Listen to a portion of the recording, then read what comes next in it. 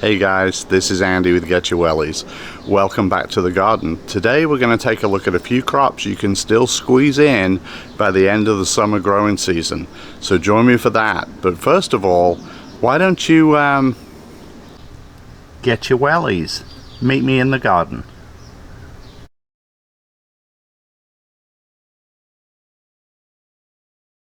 Well, hey guys, welcome back. Today we're going to talk about the plants that we can still grow even though it is middle of the summer here in Arkansas. It's August. We still have several weeks left before our first frost here in Arkansas. We normally get our first frost somewhere around late October, more often a little bit into November, and that's for central Arkansas. So guys, the first one that we'll talk about is this. This is zucchini. It's a summer squash. There are other kinds of squashes like yellow squash. There's golden zucchini. There's different kinds, but they're all pretty similar. They grow prolifically in the heat. They do really well here. The only problem we have, and unfortunately if you have this problem, it's kind of a biggie, is the squash vine borer. I do not mess with methods really to protect my plants from that. I just grow them. If the vine borer gets them, it gets them. If it gets destroyed by vine borers, then you know, we just wait and put another succession of plants in. So that's actually what I'm doing with that summer squash. So my second thing I like to put in is a second round of tomatoes. Now, a couple of things on that. If you plant big tomatoes, Cherokee purples, or you know, some of these bigger beefsteak type of tomatoes, know that you are probably not going to get them ripe before that first frost gets here. The tomatoes will spend half of their growing time gaining their size and then the other half changing color.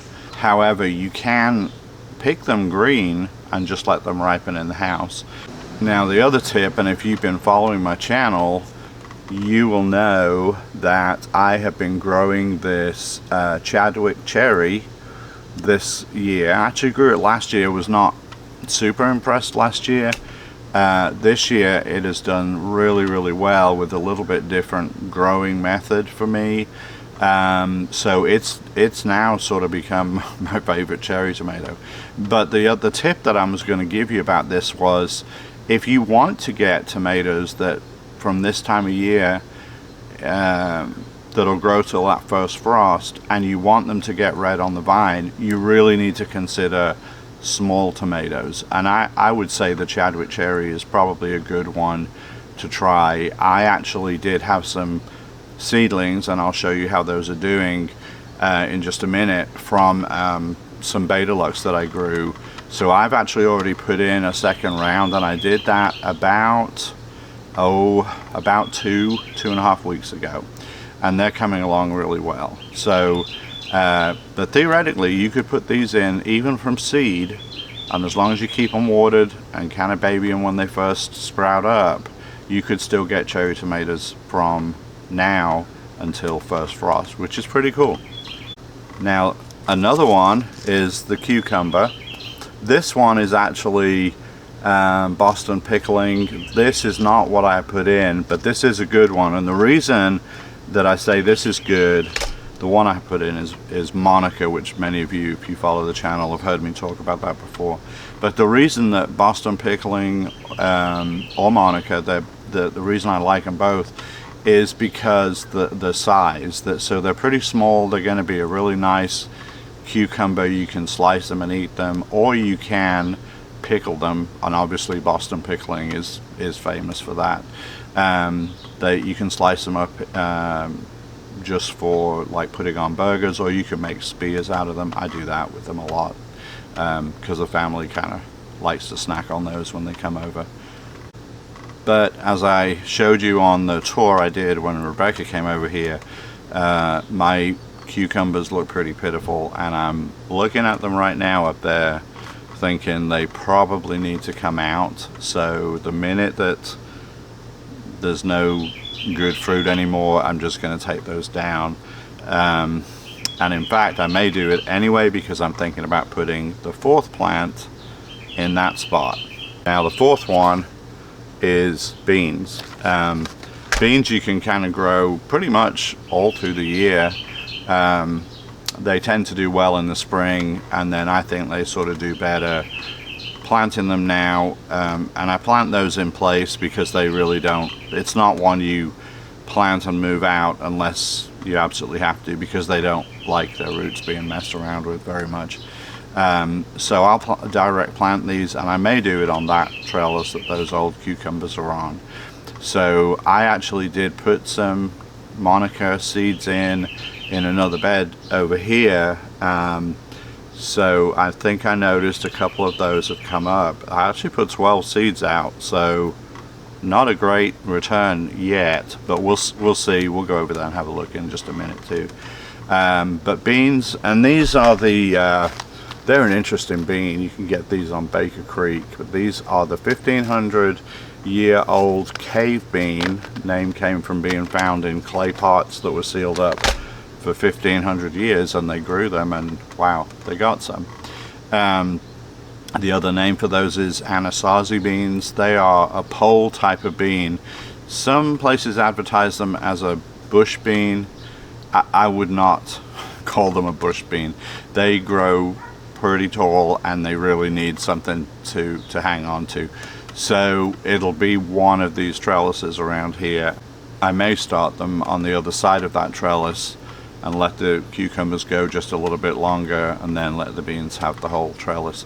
But we'll see what happens, and I'm going to take you with me now as we go around and plant these things, and take a look at the tomatoes and the other things that I told you about. But those to me are the four really good ones that are actually mostly considered summer crops, that we can still get away with another round, fingers crossed, weather permitting, literally.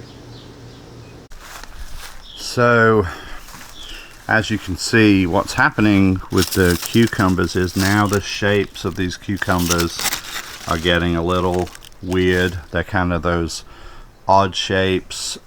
This is usually a sign, along with how terrible these leaves look, that the plant is done.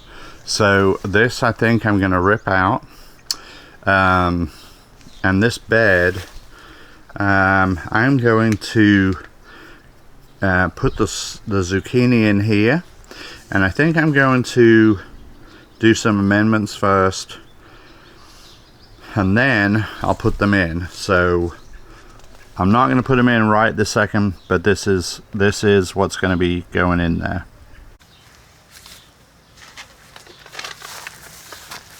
Okay guys, so these are the Anasazi beans, 1500-year-old cave beans.